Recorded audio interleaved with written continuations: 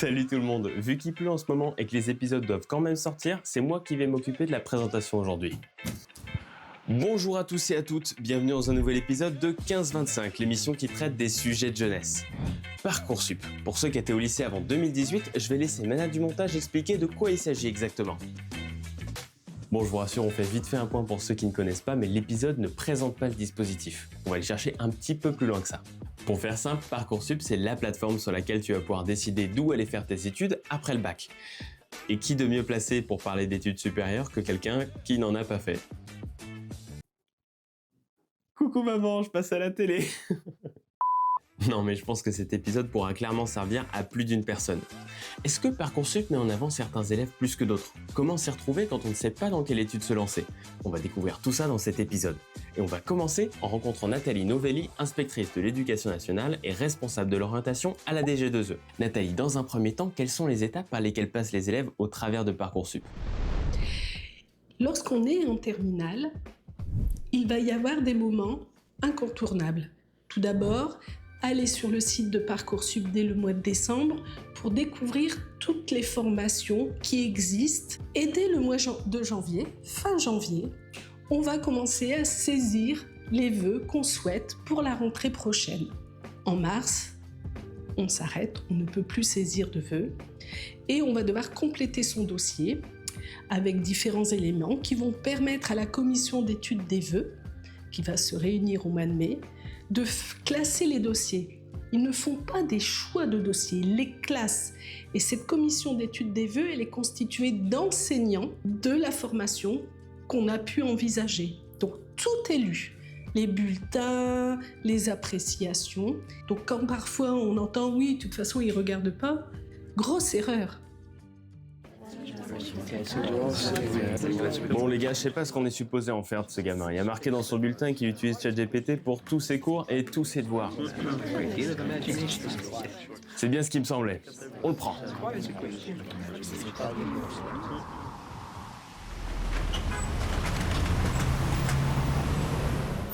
Tout est regardé, le comportement, les résultats, dans le système classe où on se trouve, etc.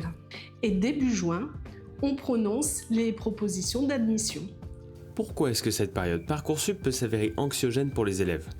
Ça peut être stressant parce qu'on n'a jamais su dire ce qu'on aimait ou ce qu'on n'aimait pas.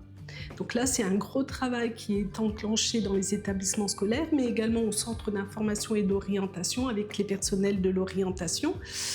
Parce que là, c'est nécessaire de se dire qu'est-ce que j'aime, qu'est-ce que je n'aime pas, dans quel domaine je me verrai travailler par la suite. Ensuite, c'est stressant parce que les adultes sont souvent plus stressés que les élèves.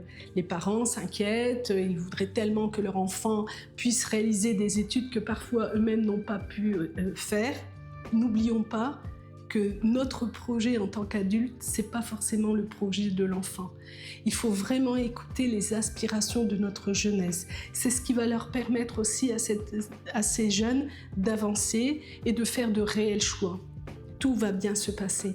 Mais si tout le monde se met à stresser, la jeune fille ou le jeune homme qui habituellement était plutôt assez à l'aise va aussi sentir de la pression. N'oublions pas que les examens, ce sont des moments aussi très stressants. Donc on rajoute du stress au stress, ça n'a pas d'intérêt. C'est pourquoi je dis qu'il faut vraiment préparer ses choix d'orientation dès la classe de seconde.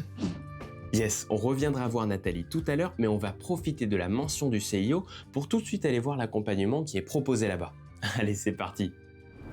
Oui, alors moi je suis Mouira Niré, je suis psychologue de l'éducation nationale et la directrice du centre d'information et d'orientation de Polynésie. Pour pouvoir les guider, on propose tout plein de choses. Déjà, la première chose, c'est un entretien. Ça, c'est le plus important. Il faut quand même qu'il y ait un échange entre le professionnel, qui est psychologue de l'éducation nationale, et le jeune, avec ou sans sa famille. Après, on peut être accompagné de la documentation, s'il y a une recherche sur un métier en particulier, sur des formations en particulier.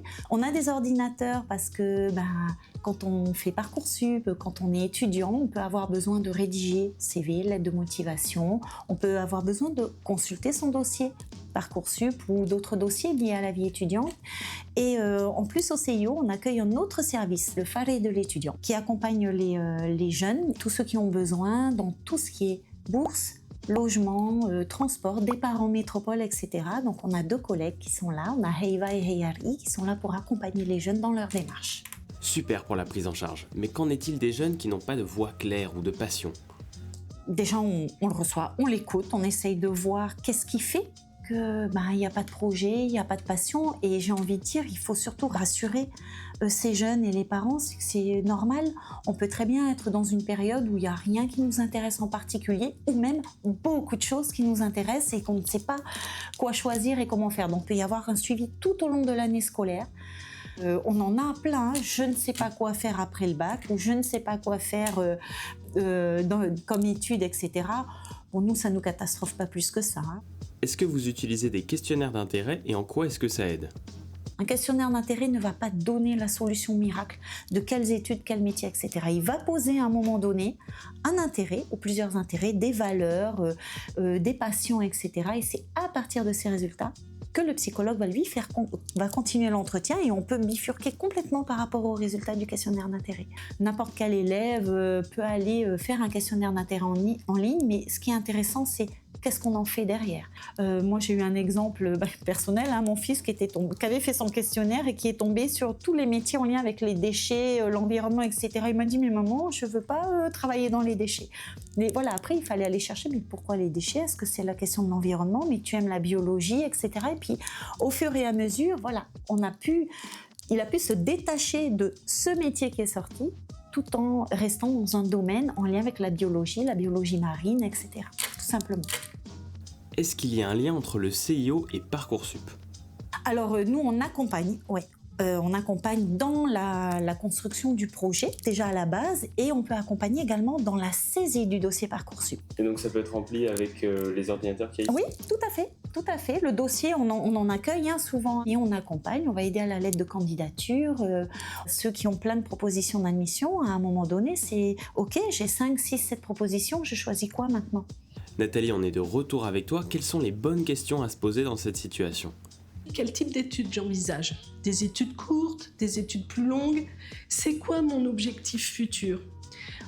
Est-ce que j'ai envie de devenir ingénieur, technicien supérieur? Tout cela n'amène pas forcément le même type d'études. Et puis moi, je donnerais un conseil. Venez sur la page des G2E. On a installé justement des forums virtuels qui pourraient vous préparer justement à réfléchir à votre orientation. Yes! Alors suite à cette interview, je suis allé voir sur le site de la DG2E qu'est-ce qui était vraiment proposé. Parce que si c'est des textes à rallonge qui font la taille des termes et conditions d'Instagram, on se doute que personne va les lire. Et pour être franc, c'est pas mal. Il y a plein de vidéos qui traitent de filières et d'orientation. Bon, ce sera pas 15-25, mais c'est des vidéos de professeurs et d'élèves qui présentent leur domaine. Et ça, c'est top. Il y a même un épisode de 40 minutes sur Parcoursup, alors il y a de quoi faire. Je dois valider un seul oui parmi tous les oui? Tout à fait. Donc effectivement, si on reçoit plusieurs réponses positives à plusieurs formations, donc on est dans l'obligation d'en sélectionner une, celle qui nous intéresse effectivement le plus, et malheureusement de refuser les autres, ce qui permettrait à d'autres futurs étudiants d'obtenir une réponse positive sur des vœux où ils étaient sur liste d'attente. Bon, maintenant qu'on a vu pourquoi Parcoursup pouvait être stressant pour les élèves, comment régler ce stress et comment s'orienter potentiellement même avec l'aide du CIO, j'aimerais qu'on débunk le plus vite possible toutes les croyances qu'on pourrait avoir sur Parcoursup. Et ça commence avec ce fameux algorithme. De quoi il s'agit exactement? Alors, dans Parcoursup, il n'y a pas d'algorithme. Donc, il faut vraiment cesser ce discours qui donne l'impression qu'à un moment, il y a un algorithme pour aller chercher tel ou tel dossier. Il n'y en a pas. C'est une commission d'études des vœux. Est-ce que les étudiants de Polynésie ont autant de chances que les étudiants métropolitains pour intégrer une école en métropole? Tout à fait. Si la formation souhaitée n'existe pas en Polynésie française, lorsqu'on demande la France hexagonale, et plus particulièrement une académie, on est traité de la même manière que les élèves qui vivent dans cette académie. Petite précision importante, c'est bien quand la formation n'existe pas en Polynésie et que tu as besoin d'aller en France pour te former sur le domaine, que tu seras traité pareil que tout le monde. Mais si la formation est disponible ici et que tu veux quand même aller étudier en France, dans ce cas-là, tu auras beaucoup moins de chances d'être accepté vu que tu pourrais très bien te former ici. Est-ce que ton dossier Parcoursup a plus de chances d'être accepté si tu viens d'un lycée prestigieux? Non, pas du tout, parce qu'en fin de compte, il faut savoir que les dossiers sont anonymes. Donc on ne sait pas de quel établissement vous venez. Et on prend n'importe quel exemple, le lycée Lamennais ou le lycée Gauguin ou le lycée Diadème, même s'il écrit à ses collègues de la France hexagonale, ça ne va rien changer. Parce que c'est le classement lors de la commission d'études des vœux qui fait que vous êtes admis ou pas. Ok.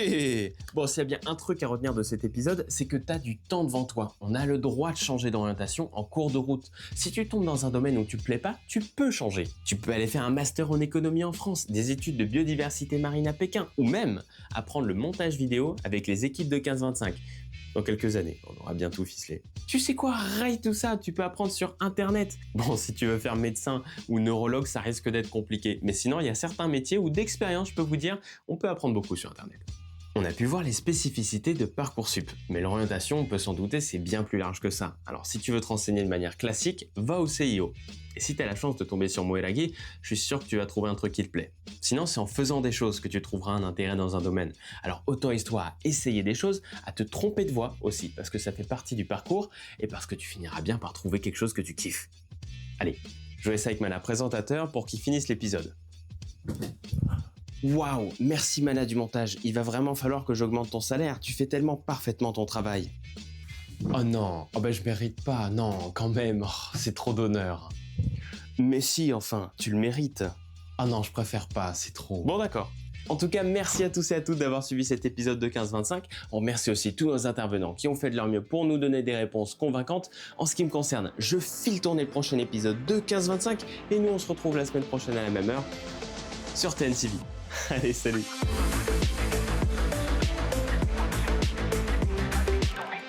Je fais vraiment tout son travail à ce mec.